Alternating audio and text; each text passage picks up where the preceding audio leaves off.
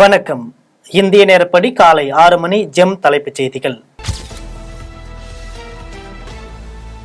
June 25ஆம் தேதி நாடு முழுவதும் அரசியல் சாசன படுகொலை தினம். அந்நாளில் எமர்ஜென்சியின் வலிகளை சகித்த மக்களின் பங்களிப்புகள் நினைவு கூறப்படும். மத்திய உள்துறை மந்திரி அமித்ஷா அறிவிப்பு.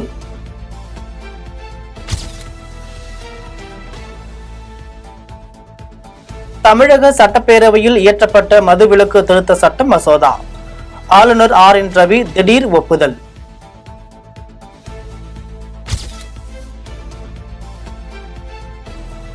விக்கிரவாண்டி சட்டசபை இடைத்தேர்தல். வாக்கு எண்ணிக்கை இன்று காலை 7:30 மணிக்கு தொடங்குகிறது. வாக்கு எண்ணும் இடங்களில் பலத்த பாதுகாப்பு.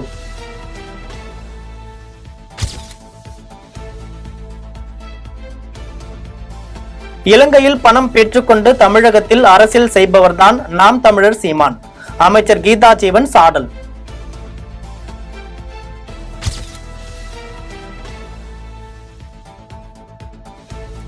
போதிய நீர் இல்லை. தற்போதைய சூழலில் தமிழகத்திற்கு தினமும் 1 TMC தண்ணீர் திறப்பு சாத்தியமில்லை. கர்நாடக முதலமைச்சர் சித்தராமையா திட்டவட்டம்.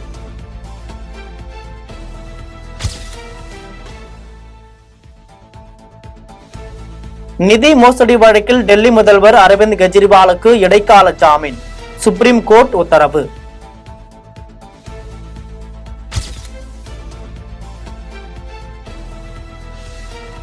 ஜெய்ப்பூர் விமான நிலையத்தில் மத்திய தொழில் பாதுகாப்பு படை வீரருக்கு கன்னத்தில் அறை. ஸ்பைஸ் ஜெட் பெண் விமான நிறுவன ஊழியர் கைது. பாலியல் தொந்தரவு அளித்ததால் கன்னத்தில் அறைந்ததாக ஸ்பைஸ் ஜெட் நிறுவனம் விளக்கம்.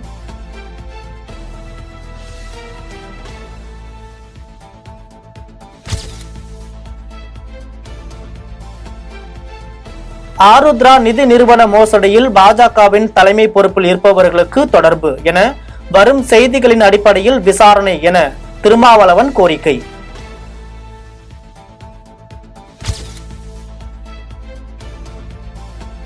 மீண்டும் தொடங்கும் போலீஸ் என்கவுண்டர். போலீஸ் மோதல், கொலை அப்பட்டமான மனித உரிமை மீறல். முன்னாள் நீதிபதி ஹரிபரந்தாமன் கருத்து.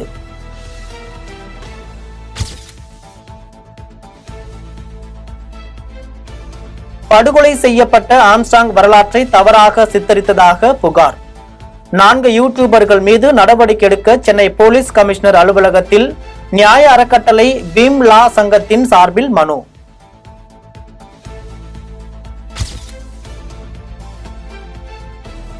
கலைஞர் கருணாநிதி குறித்து சீமான் அவதூறு பேச்சு. வழக்கு பதிவு செய்து நடவடிக்கை எடுக்க போலீஸ் கமிஷனர் அலுவலகத்தில் வழக்கறிஞர் மனு.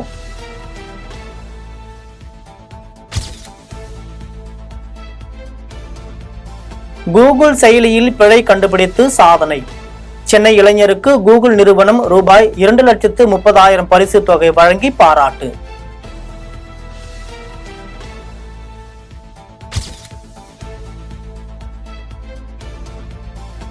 காங்கிரஸ் கட்சியை வலிமைப்படுத்தியதற்கு நன்றி. தனிநபர் தாக்குதலை தொடரவும் அண்ணாமலைக்கு வேண்டுகோள் விடுக்கிறேன்.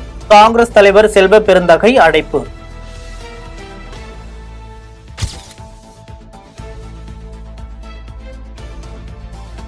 கஞ்சா விற்றால் வழக்கு இல்லை, ஆனால் பாட்டு பாடினால் வழக்கா? எக்ஸ் வலைத்தளத்தில் நடிகை கஸ்தூரி காட்டமான கேள்வி.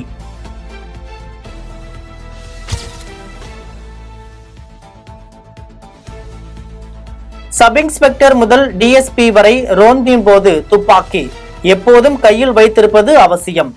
சட்டம் ஒழுங்கு ADGP டேவிட்சன் தேவாசீர்வாதம் உத்தரவு.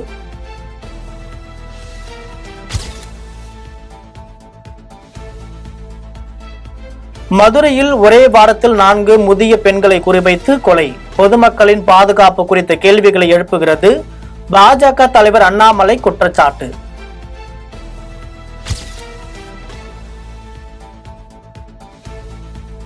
படுகொலை செய்யப்பட்ட ஆம்ஸ்ட்ராங் கொலை வழக்கு விசாரணை தீவிரம்.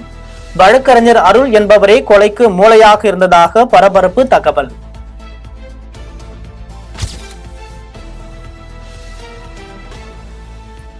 பாஜக மாநில தலைவர் அண்ணாமலையை வன்கொடுமை சட்டத்தின் கீழ் கைது செய்ய வேண்டும். புழல் அம்பேத்கர் சிலை அருகே காங்கிரஸ் நிர்வாகிகள் ஆர்ப்பாட்டம்.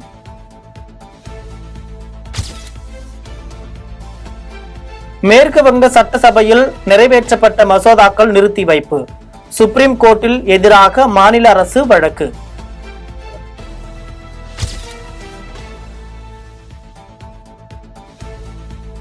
என்னை சந்திக்க வேண்டும் என்றால் ஆதாருடன் வாருங்கள். கங்கனா ரணாவத் எம்பி வித்யாசா அழைப்பு.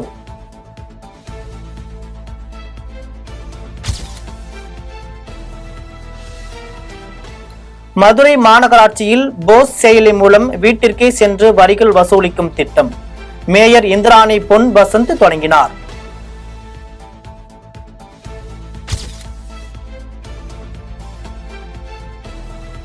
பெற்றோர் மற்றும் மாமனார் குடும்பங்களுடன் நேரம் செலவிட அசாம் அரசு ஊழியர்களுக்கு விடுமுறை. முதல்வருக்கு குவிந்த பாராட்டு.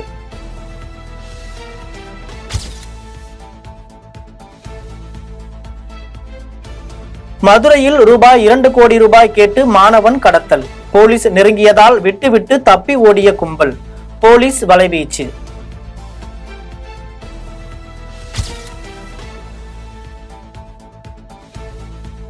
கன்னியாகுமரி மாவட்டத்தில் பாலியல் தொழில் செய்யவும் அதற்கு பாதுகாப்பு கோரியும் உயர்நீதிமன்ற மதுரை கிளையில் மனு தாக்கல்.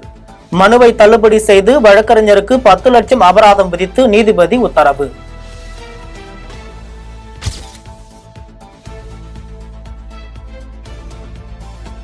வாணியம்பாடியில் பள்ளி விழுந்த உணவை விற்பனை செய்த தனியார் உணவகம்.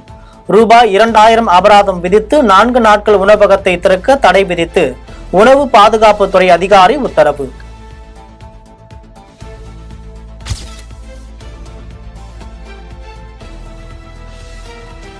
உத்தரப்பிரதேசத்தில் ஒரே இளைஞரை 7 முறை கடித்த பாம்பு. அரசு மருத்துவமனையில் இளைஞருக்கு தீவிர சிகிச்சை.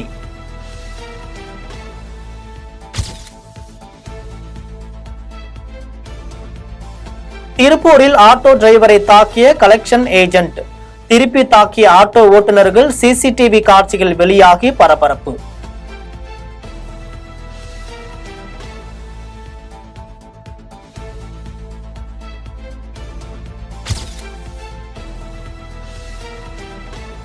நான்காவது T20 இந்தியா ஜிம்பாப்வே அணிகள் மோதல்.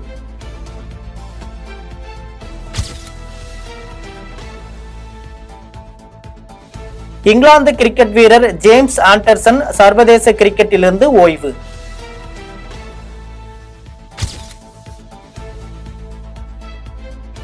ஜெயம் ரவி நடிப்பில் உருவாகும் பிரதர் புதிய போஸ்டர் வெளியீடு.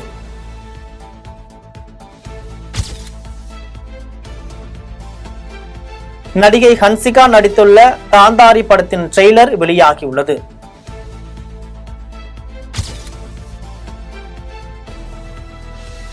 அம்பானி வீட்டு திருமணம் ஒரு திருமணமே கிடையாது, அது சர்க்கஸ் நிகழ்ச்சி போல் ஆகிவிட்டது. நடிகை ஆலியா காஷ்யப் சலிப்பு.